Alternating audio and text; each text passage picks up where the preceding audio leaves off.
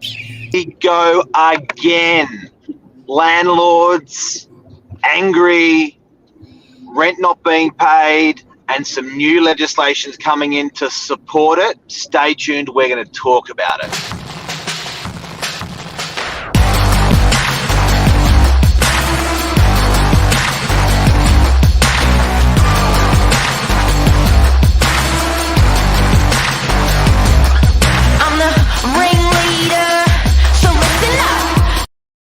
Good morning, everyone. Welcome to Morning Minutes. Myself, Michael BURGIO, Mark Novak. Episode 530, rent relief reinstated for New South Wales retail. What does this mean for tenants? What does it mean for landlords? We had a good, this is an article came out yesterday, and we had a good conversation about this yesterday. So yesterday it was more, you can watch the show, just options, communication, because there was no guidelines. There was nothing formal. A lot of people sitting on their hands. 2 or 3 months has passed. There's no real end date in sight. At least now there's a framework to work from for tenants, for business owners, for landlords. The only problem I see is it's the same policy that was last time. Long story short, this really sucks for landlords. Like, really sucks for landlords. You know what? But I just don't get. This is the part that I don't get. I'm all for helping tenants, right? But what I don't get is if it was an environment where landlords were going through pain because of something happened in the economy, could you imagine that the reciprocal happens? Can you imagine? So at the moment, we're accepting tenants paying less rent. Can you imagine the opposite happening for a landlord, where a landlord goes through some pain and trauma economically, and they have the right to charge tenants more for rent because the landlord, what the landlords are going through? It wouldn't happen. An example of that would be inflation kicks in, banks raise interest rates, the interest goes through the roof, and the owner needs to be like to the tenant, hey, I need you to pay more. I won't be able to keep this property, sort of thing. Like, that's probably a real life example of how that, because you'd sort of think, well, how would that kick in? That's sort of how that could kick in. But just to backtrack a bit, if people aren't aware, so you've got rental relief for residential, which is different to commercial. Residentials, if your income's down 30%, negotiate. And there's no formal, you have to, there's no set price. So some owners, you'd be a bit bullish as well, because, hey, the residential market's been so strong. In residential, if you want to be as a landlord, say pay full rent or get stuffed, you basically can, because you haven't rented in a week. Commercial, you can't. And the law's different. It's basically, if the business is closed, they pay no rent. If they're down 80%, they pay 80% off. And a lot are shut, so it's zero rent coming in. And then you think, oh, what about if I find a new tenant? No, you cannot terminate the tenant. Now, this shows a bit more for the landlord's point of view, because we do a lot on the tenants. So watch other shows. This is going to be a bit more biased, a bit more from the landlord side. So don't think we're not being genuine about the tenant struggles. We've done a million shows on that. So just sort of cutting it from the landlord's point of view, this show. So from the landlord's point of view, no rent coming in, 80%, cannot terminate, and then it's like 2 years to pay it back. So there's no site there. Okay, then you think, well, what about what's the government doing for them? Land tax. That's the biggest bullshit relief for an owner. One, it doesn't apply to most owners. And two, it's for most properties that are your mum and dad. So, okay, that will help your commercial owner who's got a $10 million building with a $150K land tax bill. But your typical mum and dad investor who may be a school teacher, like the people who are earning 80K a year, 100 grand a year, they're not these people. Sometimes think when they think a commercial buyer or a landlord, they think of these multimillionaires, blah, blah, blah. No, they're typical wages, or they could just be retired, sold their residential property and just bought one commercial property. See that quite often. So land tax not applicable, and now they're going from potentially $1,000 a week income and living off that $1,000 a week because they may have used their super. They may have sold their apartment, which had great equity they owned for 30 years, and just bought one property and may have no mortgage or no income coming in. Strata bills are still due. Council bills are still due. And if they do have a mortgage, the banks aren't coming out saying big rental relief or anything like that. And the owners don't have 2 years to pay it back. If anything, their interest compounds. You talk, Mark, otherwise I'll keep going. It's quite, we're very close to landlords. So that's what's changed. What's changed is since the first COVID wave, ladies and gentlemen, to this COVID wave, the first COVID wave, banks turned up and said, we'll turn your loan off for 6 months. We'll turn your loan off for 12 months. Make no repayments and we'll compound it in the end. Like we'll roll it into the loan, effectively your interest. This time, these landlords often have mortgages. Most of them have mortgages, and their mortgage payments are not being frozen like they were last time. Yet they've installed this law that tenants cannot pay up until January and not be evicted from the property, and the tenants will get half of the rent deferred, and the tenants cannot pay. Hey? Half off and half off and half deferred, isn't it? Depending on their turnover. So it's a turnover qualification process that real estate agents have had to become accountants to read these P&L sheets and turnover sheets. But at the end of the day, I just don't think it's right. I don't think it's right that if you've done the right thing, supported yourself, bought a commercial property, the biggest reason I don't think it's right is because if the shoe was on the other foot, their landlord and the landlord asked the tenant to cop it, it wouldn't happen in this world. It is a one-way, right? I don't like it. It's been years and years and years where it's a tenant's world. Now, don't get me wrong, we've got to work together with tenants. Said Michael, we've done a lot of shows about tenants, their rights, what they can do, what they can't do, fairness and equity. But I just don't see the fairness and equity here, where landlords cop it, and in a different environment, the landlords won't. They're just going to cop it. There's no clawback. There's no, and when landlords call me going, so what's the help? And it's pretty brutal because it's like there is no help for you. You're screwed because you have to give the rent off. And you can't release the property. You're locked in. And then and I think because a lot of people won't be as close as we are to it, but we know very intimately owners who have one commercial property and that's their livelihood. Like it may bring in $500 a week, $1,000 a week, and that's everything. That's switched off.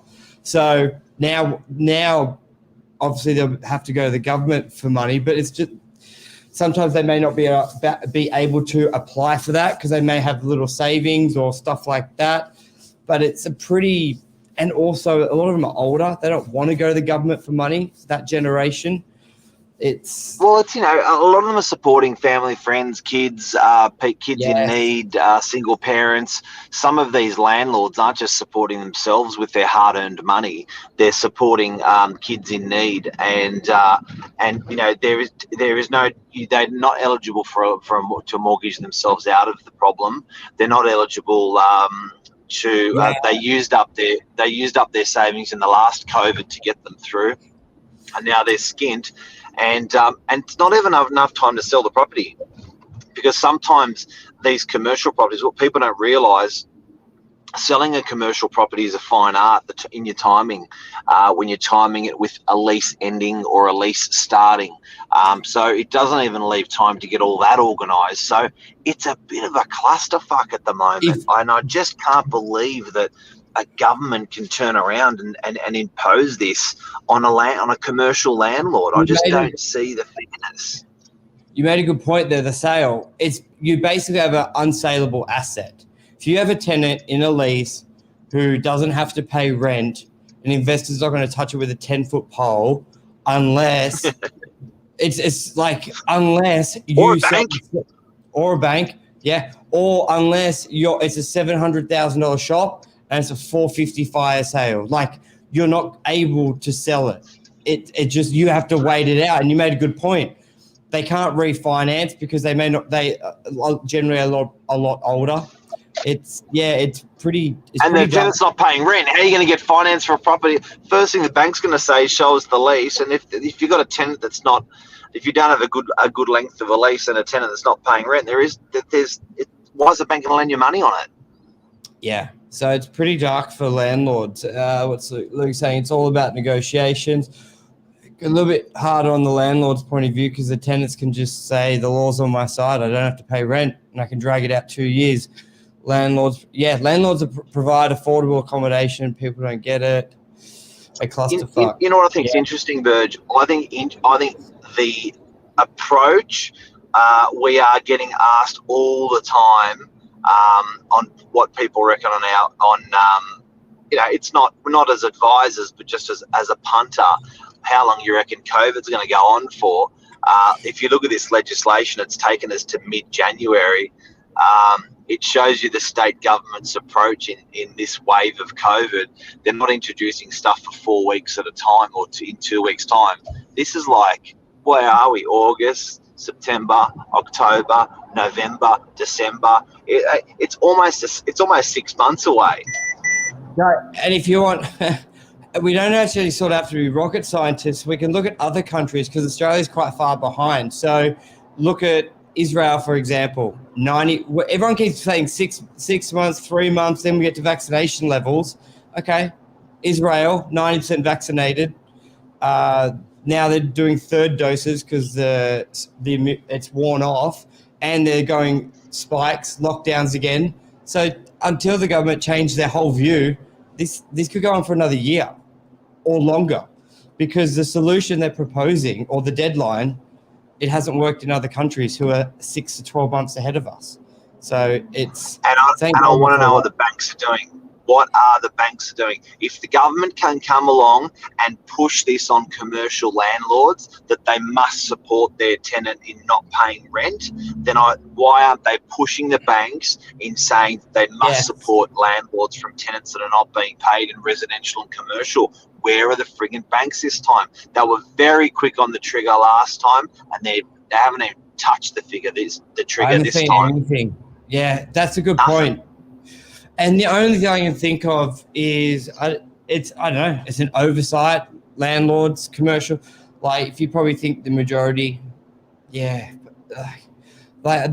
government's been good on a lot of broad stuff, but just commercial business owners copped it hard when they had to close their business, and all they could get is a $750 income, which was not in comparison when a 20-year-old got the same if they had a 2-hour-a-week job. So this whole thing, I think, is just commercial tenants and landlords has just been overlooked. It's because what's been applied isn't realistic. That's all I can say. Like, if you had and again, putting ourselves in tenants' shoes, they've got to fit out on a property. This is only temporary, this COVID thing. They have a wonderful business, but the business is just not working with these restrictions. That's the situation. Why should the landlord be able to get rid of them? It's true. It's going to get better, and they're going to come back strong. I get it. But at the end of the day, the government who's imposing the restrictions should, if it should be copping it. Why should the landlord who has the property cop it? I just don't get it. Don't get it. Like, it's just, and it's not right. I don't get it. It's like what you like. We're not, when we say you can't kick out the tenant, we're not encouraging for that, but you do need options. Like, what landlord would be looking at, what's the solution? And you may say, well, what's our solution? The money would be to the landlords a higher payment. Like, if they're offering $750 a week or whatever the JobKeeper was, there should be. If you're going to do it this way, there needs to be like a secondary Centrelink for landlords there are a lot of people in Australia who are property and equity rich, and are cash poor, and their cash has been taken away. So they've got $1 million properties, $1 million debts with not a dollar coming in. That's very common. And when we build our economy based on property, it should be pretty obvious to the government that there are a lot of people equity rich, cash poor. And when you stop the cash from tenants, you're putting a lot of people in a bad position. We're so fortunate residential property market, which no one predicted, has been so resilient.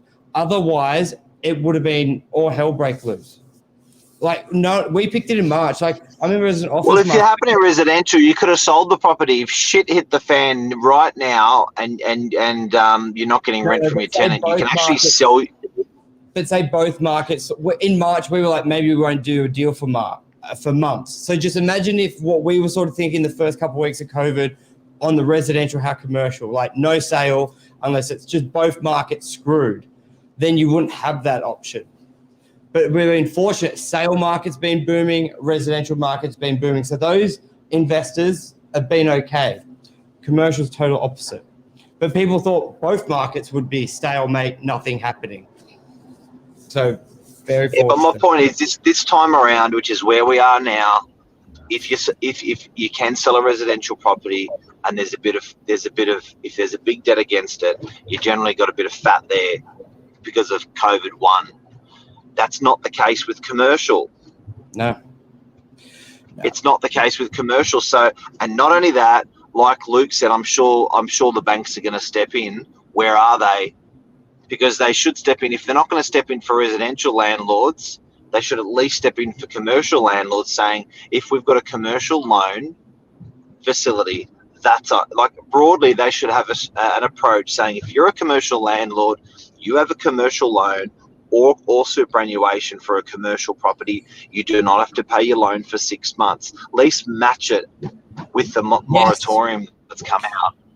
That would be a great thing if the government is like, we're going to match the rent you're going to come in if you don't have any other sources of income. The government has made what the stamp duty report came out. It was the largest income of stamp duty. Like if you're just going to look at property, like property upset, like the property economy, you could easily justify, okay, we thought we weren't going to have much activity. Residential's boom, commercial landlords copying it hard. Let's match the rent, similar to what we did for Job Seeker for that. Because Luke's right, landlords aren't allowed to cry poor. Exactly, Michael. Lots of investors are seeking cash flow. Good. And that's a show. Yeah. Westpac, Commonwealth Bank, NAB Australia. Like I posted on Instagram their book values or their loan values this year. Combank, Westpac, or Combank, NAB, the top two, 450 billion. I think it was either new loans this year or existing. That's their book value of loans. And then look, residential landlords have made money. Banks have made money. Residential landlords have made money with the value built into their property. But it all comes back to commercial. The commercial landlords have not received capital growth money nor rent money, and they've lost on their loans from freezing their loans last COVID. Like, come on. And they can't sell. Anyway, that's a show. That's a show. And they often can't sell because yes, it's just a shit time, and the tenant they got a tenant in there that no one wants to buy. Yep, all they bought in their super. So, guys, government, wake up, help commercial landlords for Christ's sake, and tenants, we're with you, we're there to work with you, support you. It's certainly not a tenant. It's certainly not a discredit to tenants because these guys are going through hard times, and we get it. But there's just got to be the light's got to be shone on this. It's terrible. That's a wrap. It's a wrap. See you later, alligator.